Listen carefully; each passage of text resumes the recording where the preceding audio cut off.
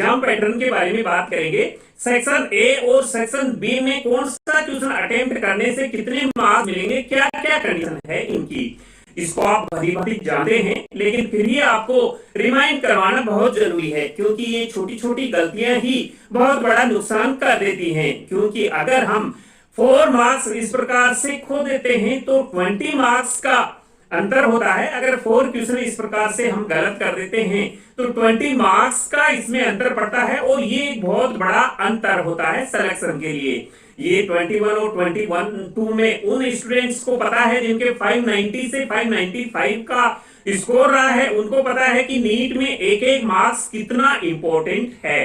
तो आपको इसके बारे में बिल्कुल भी गलती नहीं करनी है। सेक्शन ए का अगर क्वेश्चन अटेम्प्ट करते हैं तो कितने मार्क्स मिलेंगे, सेक्शन बी का करते हैं तो कितने मार्क्स मिलेंगे, कहां पर आपको गलत क्वेश्चन अटेम्प्ट करने से मार्क्स मिलेगा, कहां नहीं मिलेगा, इसके बारे में हम चर्चा करेंगे। तो आपने किसी प्रकार की कोई मिस्टेक नहीं करनी है।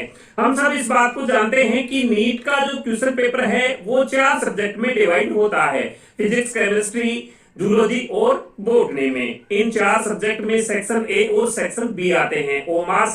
ओमार का जो पैटर्न होता है वो इस प्रकार से होता है जो मैं आपको यहाँ दिखा रहा हूँ। इसमें सेक्शन ए में हर एक सब्जेक्ट में 35 क्वेश्चंस आते हैं जो ओमार सीट में, जिसके आंसर आप ऊपर लिख सकते हैं। इसमें सेक्शन बी में नीचे 15 क्वेश्चन है जिनमें आपको 10 क्वेश्चन अटेम्प्ट करने हैं, और सभी जो सब्जेक्ट होते हैं उनके ये जो सेक्शन बी के आंसर होते हैं वो आपको यहाँ नीचे ही देने हैं। कहने का मतलब ये है कि ओमार का जो डिस्प्ले होता है सेक्शन ए इसमें ऊपर होता है और सेक्शन बी के 15 क्वेश्चन नीचे होते हैं। सेक्शन ए के 35 क्वेश्चन सभी क्वेश्चन पूरे करने से, यानी कि इसमें कोई ऑप्शनल क्वेश्चन नहीं है, सभी क्वेश्चन आपको अटेम्प्ट करने हैं। और सेक्शन बी में 15 क्वेश्चन है, इसमें आपको 10 क्वेश्चन है करने हैं, ये ऑप्शनल हैं, यानी कि 15 में से आपको कोई 10 क्वेश्चन करने हैं आपको। इसमें हर एक क्वेश्चन के 4 मार्क्स मिलते हैं, चाहे वो सेक्शन ए का हो चाहे सेक्शन बी का हो। तो ये तो होगी टोटल मार्क्स की कंडीशन। इसमें जो 35 क्वेश्चन सेक्शन ए के होते हैं 140 मार्क्स गेन करते हैं अगर आप पूरे 35 क्वेश्चन के आंसर करेक्ट देते हैं। तो इसमें जो सेक्शन बी है 10 क्वेश्चन के आंसर अगर करेक्ट देते हैं तो 40 मार्क्स यहाँ गेन करेंगे। तो इस प्रकार से ये हर एक सब्जेक्ट का 180 का इसमें आंसर हो जाते हैं टोटल, और 720 का पेपर बन जाता है नीट का। टोटल जो आपको अटेम्प्ट करने हैं क्वेश्चन वो 180 क्वेश्चन अटेम्प्ट करने हैं। जो टाइमिंग होता है वो 200 मिनट्स का होता है। ये बात हम सब जानते हैं, लेकिन अब इसमें सेक्शन ए और सेक्शन बी में कुछ इंपॉर्टेंट पॉइंट्स है, उसको हम एक बार जान लेते हैं कि ये क्या क्या इंपॉर्टेंट पॉइंट्स हैं और हमें कौन सा क्वेश्चन कब सही या गलत करने से मार्क्स मिलेंगे यहाँ पर।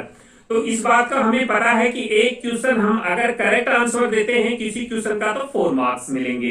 तो इसमें कंडीशन दे रखी है सेक्शन ए के लिए कि अगर किसी क्वेश्चन का आप करेक्ट आंसर देते हैं तो आप 4 मार्क्स गेन करेंगे, आपको 4 मार्क्स मिलेंगे। मान लो 33 क्वेश्चन है, इसका आंसर एनटीए ने थर्ड ऑप्शन मान रखा है और आपने भी 3 दिया है, तो आपको यहाँ पर इसके 4 मार्क्स मिल जाएंगे, कोई प्रॉब्लम नहीं है इसमें। इसके बाद सेकंड पॉइंट है कि आप किसी क्वेश्चन का आंसर अगर रॉन्ग देते हैं, एनटीए ने मान लो किसी क्वेश्चन को, यही मान लेते हैं हम 33 क्वेश्चन को अगर एनटीए ने 2 ऑप्शन दे रखा है, आपने 3 दे दिया, आपका ये गलत हो गया है, तो -1 मार्क्स आपके यहाँ डिडक्ट हो जाएंगे। यानी कि आपके जितने भी मार्क्स आपने करेक्ट आंसर से लिए हैं उनमें से जितनी आप इनकरेक्ट करते हैं हर एक क्वेश्चन का एक आंसर कट जाएगा गलत क्वेश्चन का। तो एक क्वेश्चन गलत करते हैं तो उसके -1 मार्क्स होते हैं। अगर किसी क्वेश्चन का आप रिप्लाई नहीं देते हैं, कोई आंसर अटेम्प्ट नहीं करते हैं, जैसे मान लो 31 क्वेश्चन है, इसका कोई अटेम्प्ट नहीं किया गया है आंसर, तो इसमें न तो कोई मार्क्स मिलेगा और न ही कोई मार्क्स कटेगा इस कंडीशन में। इसके बाद नेक्स्ट कंडीशन है कि अगर किसी क्वेश्चन के एक से ज्यादा ऑप्शन करेक्ट हैं, किसी क्वेश्चन के एक से ज्यादा ऑप्शन करेक्ट हैं, तो उस कंडीशन में अगर कोई कैंडिडेट करेक्ट ऑप्शन देता है तो उसके 4 मार्क्स मिलेंगे। इसको इस प्रकार से समझते हैं कि मान लो ये 30 नंबर क्वेश्चन है, एनटीए ने इसके 3 आंसर हैं वो करेक्ट दे रखे हैं, 1 2 3 दे रखे हैं, एक ही क्वेश्चन के एनटीए ने 3 आंसर दे रखे हैं और आपने 4 आंसर कर दिया यहां, तो 4 आंसर कर दिया मतलब आपका माइनस, ये क्वेश्चन नेगेटिव में चला गया, आपका -1 मार्क्स यहां पर डिडक्ट हो जाएगा, 1 मार्क्स। लेकिन अगर एनटीए ने तीनों ऑप्शन माने, इनमें आपने तीनों ऑप्शनों में कोई सा एक ऑप्शन दे दिया इन तीनों में, तो आपको 4 मार्क्स यहां मिल जाएंगे। कहने का मतलब है जिस स्टूडेंट ने एक से ज्यादा करेक्ट ऑप्शन वाले क्वेश्चन को अटेम्प्ट किया है और उन्हीं करेक्ट ऑप्शन में ऑप्शन दिया है तो उसको 4 मार्क्स मिलेंगे। अगर उसमें ऑप्शन नहीं दिया, उनके अलावा दे दिया, तो -1 मार्क्स उसके कट जाएंगे। मेरे ख्याल से इस प्रकार से आप इसको समझ गए होंगे। फिर से मैं इस क्वेश्चन को समझा देता हूं। मगर मान लो अगर ये 30 क्वेश्चन है, एनटीए इसके 2 आंसर करेक्ट करता है, 1 और 2। अगर आपने 1 और 2 में कोई दोनों में से एक कर दिया तो आपको 4 मार्क्स मिल जाएंगे। अगर 3 और 4 में कर दिया तो आपका -1 मार्क्स यहाँ डिडक्ट हो जाएगा। तो ये कंडीशन है एक से ज्यादा ऑप्शन करेक्ट होने की कंडीशन में है। लेकिन ये उन्हीं को मिलेगा जो इसको अटेम्प्ट कर रहा है। इसके बाद नेक्स्ट ऑप्शन है, अगर किसी क्वेश्चन के चारों ऑप्शन करेक्ट हैं, अगर किसी क्वेश्चन के चारों ऑप्शन करेक्ट हैं, तो उस कंडीशन में अगर किसी स्टूडेंट ने उसको अटेम्प्ट किया है तो सभी कैंडिडेट को मार्क्स मिलेंगे। ये एक ही कंडीशन में है। मान लो ये क्वेश्चन है एक 33, इसके एनटीए ने चारों ऑप्शन करेक्ट माने हैं, 1 भी करेक्ट माना है, 2 भी करेक्ट माना है, 3 भी करेक्ट माना है, 4 भी करेक्ट माना है। अगर आपने थर्ड ऑप्शन दे रखा है, 1 दे रखा है, 2 दे रखा है, 3, 4, जो भी ऑप्शन आपने दे रखा है, यानी इसको आपने अटेम्प्ट कर लिया तो आपके 4 मार्क्स यहाँ जुड़ जाएंगे। अगर अटेम्प्ट नहीं किया है यहाँ पर तो आपको कोई मार्क्स नहीं मिलेगा इस कंडीशन में। यानी कि अगर किसी क्वेश्चन के चारों ऑप्शन करेक्ट होते हैं और जिस कैंडिडेट ने इसको अटेम्प्ट किया है उसको मिल जाएगा 4 मार्क्स, चाहे उसने कोई सा भी ऑप्शन अटेम्प्ट किया है इस कंडीशन में। तो ये हो गया अगर चारों ऑप्शन करेक्ट होते हैं तो। इसके बाद इसमें नेक्स्ट ऑप्शन ये है कि इनमें से कोई ऑप्शन करेक्ट नहीं है, चारों में से कोई ऑप्शन करेक्ट नहीं है और यहां पर जो क्वेश्चन है वो रॉन्ग है, क्वेश्चन ही गलत है या क्वेश्चन एनटीए द्वारा ड्रॉप किया गया है, ड्रॉप कर दिया गया है। तो इस कंडीशन में सेक्शन ई के सभी कैंडिडेट्स को 4 मार्क्स मिलेंगे, चाहे ये क्वेश्चन किसी ने अटेम्प्ट किया है या नहीं किया है। मान लो 31 क्वेश्चन है, इस स्टूडेंट ने अटेम्प्ट नहीं किया है इसको, लेकिन ये क्वेश्चन ही गलत है, इसके ऑप्शन ही सारे गलत हैं, इसमें क्वेश्चन ड्रॉप कर दिया है, बोनस हो गया है क्वेश्चन। तो इस कंडीशन में सभी कैंडिडेट को 4 मार्क्स मिलेंगे, चाहे किसी ने ये अटेम्प्ट किया है या ये अटेम्प्ट नहीं किया है। तो ये सेक्शन ए की कंडीशन है। अब हम देख लेते हैं सेक्शन बी की कंडीशन। तो सेक्शन बी की कुछ कंडीशन तो इसमें सिमिलर हैं, लेकिन जो एक लास्ट की कंडीशन है 6 नंबर, ये थोड़ा सा डिफरेंट है सेक्शन ए से। तो एक बार हम देख लेते हैं सेक्शन बी के। मैंने जैसे भी आपको बताया है, यहां पर इसके नीचे ही नीचे हर एक सब्जेक्ट के सेक्शन बी के 10 क्वेश्चन यहां पर आएंगे। यहां पर जो टोटल 15 क्वेश्चन रहेंगे उसमें आपने यहां पर 10 क्वेश्चन करने हैं। तो कंडीशन 1 वही है जो सेक्शन ए में थी। अगर किसी आप करेक्ट आंसर देते हैं किसी क्वेश्चन का तो आपको 4 मार्क्स यहां पर मिल जाएंगे। अगर आप इनकरेक्ट देते हैं तो -1 मार्क्स आपका कट जाएगा। इसके बाद अगर एक से ज्यादा ऑप्शन करेक्ट हैं, उस कंडीशन में जो करेक्ट ऑप्शन है अटेम्प्ट किया है उसी को 4 मार्क्स मिलेंगे। अगर वो करेक्ट ऑप्शन नहीं माना है एनटीए ने, आपने इनकरेक्ट वाला कर दिया है, तो एक आपका माइनस मार्किंग चला जाएगा यहां पर।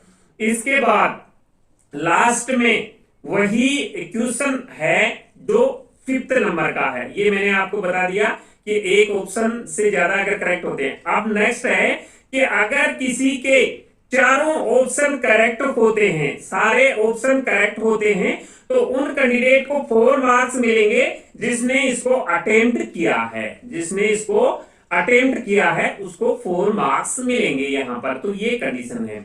अब जो लास्ट वाली कंडीशन है ये सेक्शन ए से थोड़ा सा डिफरेंट है। इसमें यहां पर है कि सेक्शन बी के अंदर अगर कोई क्वेश्चन गलत हो जाता है, अगर कोई क्वेश्चन गलत हो जाता है या उसके ऑप्शन इनकरेक्ट होते हैं या एनटीए द्वारा वो ड्रॉप कर दिया जाता है, तो 4 मार्क्स उसी कैंडिडेट को मिलेंगे जिसने ये अटेम्प्ट किया है, जिसने ये अटेम्प्ट किया है उसी को यहां पर 4 मार्क्स मिलेंगे। अब सेक्शन बी में ये अलग कंडीशन थी। सेक्शन बी में अलग कंडीशन ये थी कि अगर कोई क्वेश्चन गलत करार कर दिया जाता है, क्वेश्चन ड्रॉप कर दिया जाता है एनटीए द्वारा, तो वो क्वेश्चन अगर सेक्शन ए में है, वही क्वेश्चन अगर सेक्शन ए में है तो सभी कैंडिडेट को 4 मार्क्स मिलेंगे, चाहे किसी ने अटेम्प्ट किया है उस क्वेश्चन को या नहीं किया है, सभी को मिलेंगे।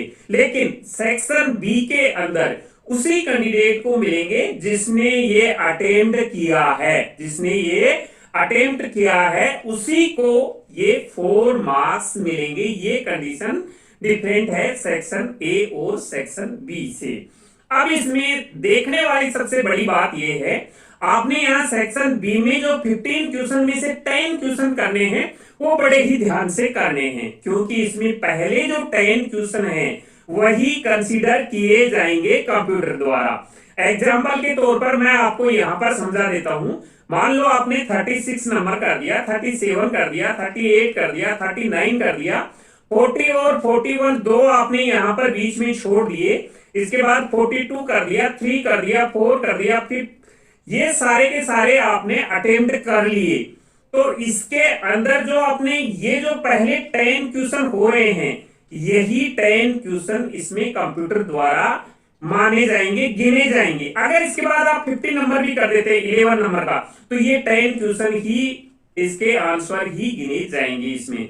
यानी कि पहले 10 क्वेश्चन जो भी आपने कर रखे हैं, चाहे वो गलत कर रखे हैं चाहे वो सही कर रखे हैं, कंप्यूटर द्वारा वही एक्सेप्ट किए जाएंगे, वही कंसीडर किए जाएंगे। फिर से एग्जांपल के तौर पर आपको मैं बता देता हूं कि मान लो आपने ये ऊपर के 10 क्वेश्चन बिल्कुल सही कर दिए, बिल्कुल सही कर दिए, और आपने 11वां ये क्वेश्चन 49 नंबर का गलत कर दिया, इस क्वेश्चन को गलत कर दिया, तो आपके 10 मार्क्स के पूरे मार्क्स मिलेंगे, 10 क्वेश्चन के पूरे मार्क्स मिलेंगे आपको 40 मार्क्स। ये आपने गलत कर दिया तो कोई इसका नेगेटिव नहीं कटेगा। अगर आपने इन 10 में से कोई एक क्वेश्चन गलत कर दिया, 9 क्वेश्चन सही कर दिए, एक क्वेश्चन रॉन्ग कर दिया, 11 क्वेश्चन आपने गलती से कर दिया और वो सही कर दिया, तो ये ऊपर वाले 10 क्वेश्चन यानी कि 9 क्वेश्चन सही के मिलेंगे, एक जो गलत कर रखा है उसका नेगेटिव मार्किंग में आपके मार्क्स कट जाएंगे यहां पर। तो इस प्रकार से आपने गलती नहीं करनी है, इसमें 10 क्वेश्चन ही आपने करने हैं।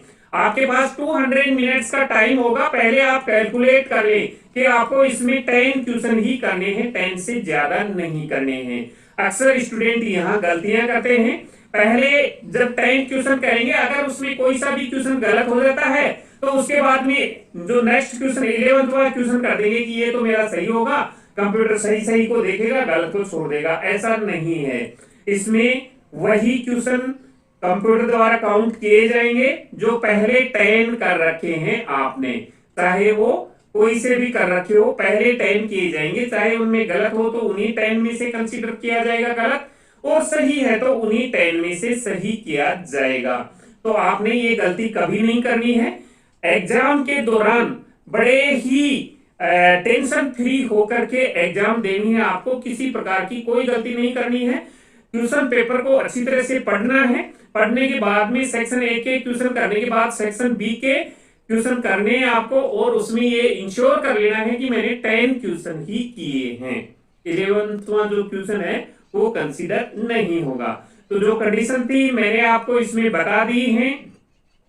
इस प्रकार से आपने किसी प्रकार की गलती नहीं करनी है, क्योंकि नीट के एग्जाम में एक एक क्वेश्चन बहुत ही इंपॉर्टेंट है। अगर इस प्रकार की आप गलती करते हैं, आपने भी की होगी, अगर आपने 21, 22 का एग्जाम दिया है तो इस प्रकार की स्लाइटली मिस्टेक आपने जरूर की होंगी, और ये मिस्टेक हर एक स्टूडेंट के कम से कम 20 मार्क्स से लेकर 30 मार्क्स तक का नुकसान करवा देती हैं।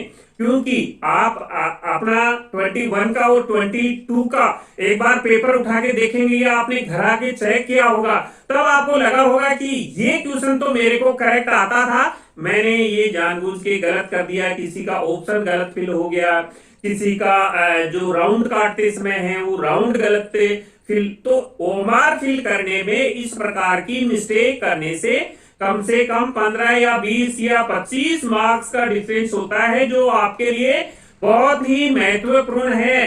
सिलेक्शन की रेंज से आपको बाहर भी कर सकता है और अच्छा कॉलेज भी दिला सकता है। तो इस प्रकार की मिस्टेक्स आपको बिल्कुल नहीं करनी है। ये जानकारी थी। मिलेंगे नई अपडेट के साथ नए वीडियो।